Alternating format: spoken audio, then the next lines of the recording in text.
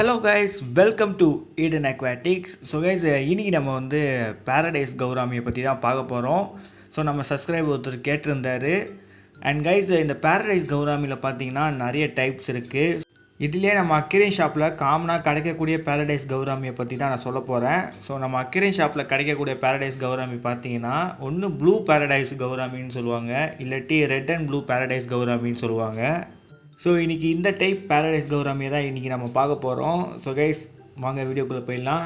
So guys, paradise கௌராமியில் இந்த blue and red இல்லாட்டி இந்த ப்ளூ பேரடைஸ் கௌராமி இருக்குது பாருங்கள்.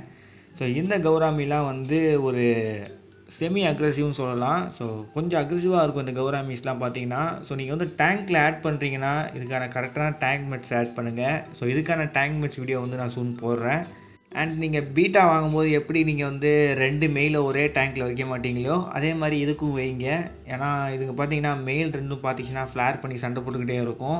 ஸோ அதனால் 2 மெயிலையும் வாங்கி டேங்க்கில் போடாதீங்க. ஒரு மெயில் ஒரு ஃபீமேல்னு வாங்கி போடுங்க, கரெக்டாக இருக்கும். இல்லாட்டி ஒரே ஒரு மெயில் வாங்கி போட்டிங்கன்னா அது பாட்டுன்னு பீஸ்ஃபுல்லாக இருக்கும் கைஸ். அதுவே எந்த விதமான தொந்தரவும் கொடுக்காம அது பாட்டுன்னு டேங்க்கில் நீந்திக்கிட்டு இருக்கும். அண்ட் இதோட டேங்க் பார்த்தீங்கன்னா நீங்கள் மினிமம் டேங்க் சைஸ் வந்து நீங்கள் வந்து ஒரு 2 ஃபீட் டேங்க்லேயே வச்சிடலாம். அண்ட் டேங்க் பார்த்தீங்கன்னா ஒரு செமி பிளான்டட் டேங்காக இருந்தால் நல்லாயிருக்கும். ஆனால் செமி பிளான்டட் டேங்காக இருந்தால் அது இன்னும் அதோட கலரேஷனை தூக்கி காட்டும் கைஸ். அதுக்கப்புறம் கைஸ், இந்த மீன் வந்து நீங்கள் சாண்ட் சப்ஸ்ட்ரேட் சாயில் எதனா போடலாம், ஆனால் அது வந்து அதுங்க வந்து டிப் பண்ணாது.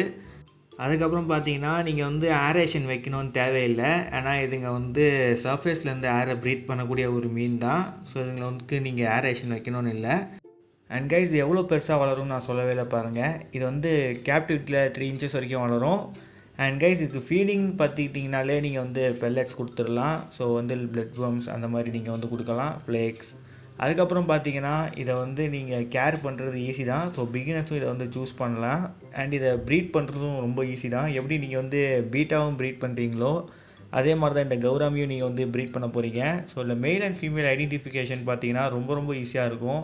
ஸோ மெயில் பார்த்திங்கன்னா ரொம்ப கலர்ஃபுல்லாக பெரிய ஃபின்னோடு இருக்கும். ஸோ ஃபீமேல் பார்த்திங்கன்னா சின்ன ஃபின்னோட கலர்லெஸ்ஸாக இருக்கும். ஸோ இந்த ஜெண்டர் ஐடென்டிஃபிகேஷன் பார்த்திங்கன்னா நல்லா மெச்சூர் ஸ்டேஜ் அடையும் போது கண்டுபிடிங்க. சின்ன சைஸில் இருக்கும்போது கண்டுபிடிக்க கஷ்டம். அண்ட் கைஸ், இந்த மீனை நீங்கள் வளர்க்கணும்னு நினச்சிங்கன்னா உங்களுக்கு வாட்டர் பெராமீட்டர் தெரிஞ்சிருக்கணும். ஸோ முதல்ல pH லெவல் பார்த்தீங்கன்னா 6 to 8 மெயின்டைன் பண்ணுங்கள். அண்ட் வாட்டர் டெம்பரேச்சர் பார்த்தீங்கன்னா 22 செல்சியஸில் இருந்து 26 செல்சியஸ்குள்ளே மெயின்டைன் பண்ணுங்கள். அண்ட் TDS லெவல் பார்த்தீங்கன்னா 100 ppmலேருந்து 300 ppmகுள்ளே மெயின்டைன் பண்ணுங்கள்.